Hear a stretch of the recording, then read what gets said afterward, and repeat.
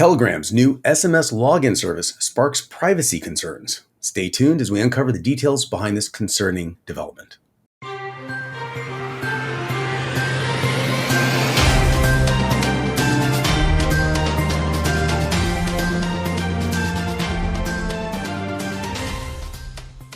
Covered in TechCrunch.com, Telegram's peer-to-peer SMS login service is a privacy nightmare.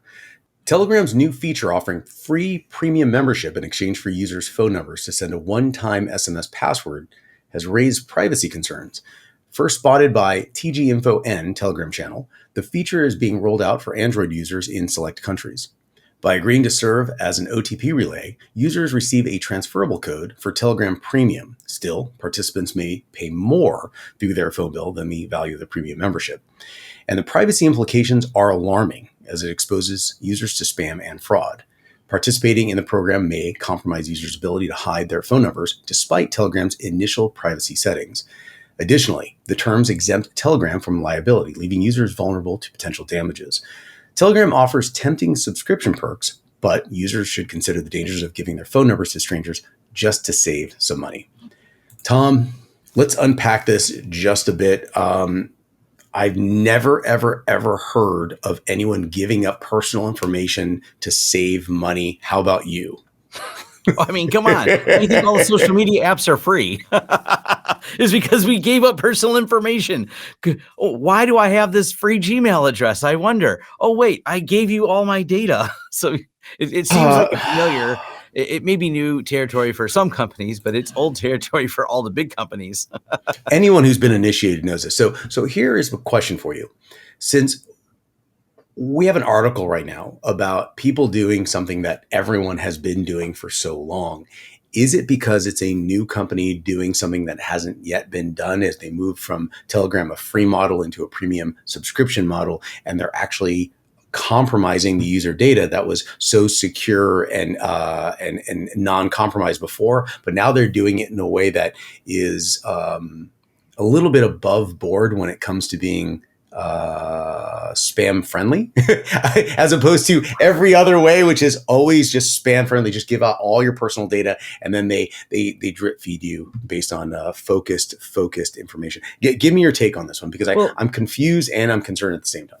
I think, and I've never been a big Telegram user at all. I've always found it to be kind of and the security I've never trusted. I've read through the research done by people like Matthew Green, and they just said, look, there's some really smart math guys who wrote this, but they're not cryptographers. And, so I've always had a little bit of shaky ground, not to mention who the founder is. He's the Zuckerberg of Russia, Rusherberg. Well, I don't know what you call the guy. I forgot his actual name. Anyways, he has plenty of money and he's been funding this as a project. Signal, I think it was late last year or earlier this year, released just how much it costs to run the foundation behind Signal. Now, they run it as a foundation, not as a business. This is run essentially pseudo business like. They have to figure out a way to pay the bills, and the bills are big, as we've learned with these large scale apps. And no doubt, Telegram is probably larger user base than Signal. So if we know what it costs to operate Signal, because they've been extremely transparent as a nonprofit, we know it costs more probably to run Telegram, which leads to someone's got to pay for this. And figuring out different ways to monetize it is what keeps me away from a lot of times when people come up with any new or even an existing app. You always got to think about what's the model on this, because the model, if it's related to, I can't share your data because that's what we said you wouldn't do, how else are they going to monetize? That's kind of how I look at where they're going to have to go with this. I'm with you on this one. I'm not a fan of Telegram, never have been. Same.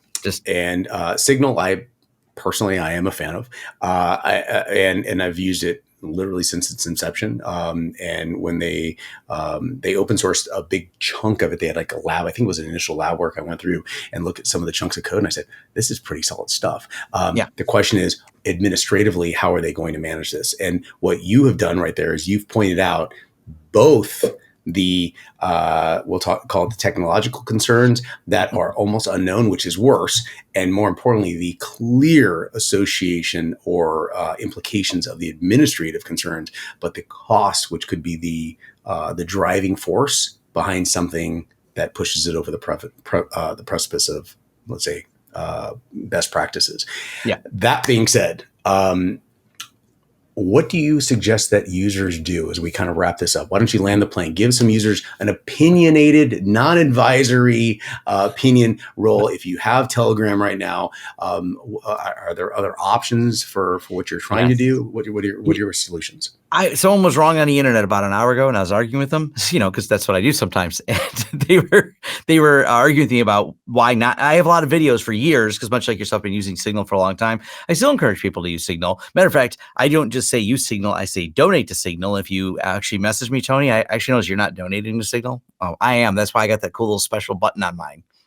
So it lets you know, it lets us put a badge on our little icon to say that we're donating. So Signal is still my go-to messenger. They've recently added an option for being able to use it without sharing a phone number. That's a new feature they're rolling out, which is kind of cool. You still have to register with a phone number, which I think is important because that's what keeps the spammers away. And that's not a privacy concern. That's I know I'm talking to Tony. We can validate, we can set up the key system on there, but you can share a QR code in person now and not share your phone number, but the phone number still allows for registration. So use Signal is kind of the, every time someone points out a problem, and by the way, it's not the first time there's been a problem with Telegram. I just point to my videos I've been doing for like years on, hey, Signal, I'm an OG user here. That's it. Hey, for everyone out there, you've got some opinions. We'd love to hear back from you all. Thanks for tuning in. If you found this story eye-opening, catch MSP Dispatch every Tuesday and Friday at 10 a.m. Eastern with additional content throughout the week for more in-depth news coverage. Share your thoughts below, and remember, hit subscribe. See you all next time.